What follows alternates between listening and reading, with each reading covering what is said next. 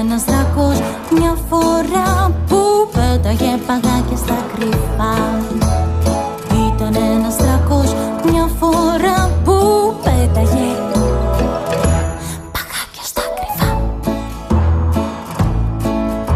Μια μέρα όμως ήρθε ο ουρανός, από σύννεφα έμεινε αδιανός. Οι δράκοι έψαχναν τη λύση για να βρουν νεράκι, δεν υπήρχε πουθενά να πιούν. Ήταν ένας δράκος μια φορά που πέταγε παγάκια στα κρυφά. Ήταν ένας δράκος μια φορά που πέταγε παγάκια στα κρυφά. Ο Άρνον κατάλαβε πως η δύναμη του είναι αυτό που έχει ανάγκη η δρακοφίλη του.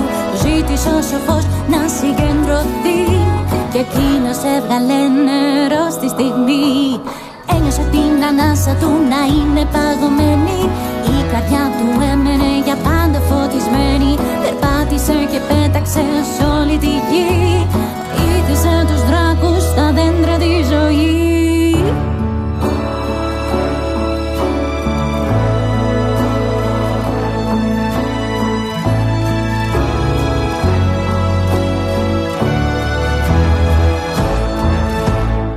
Ήταν ένας δράκος μια φορά που πέταγε παγάκια στα κρυφά.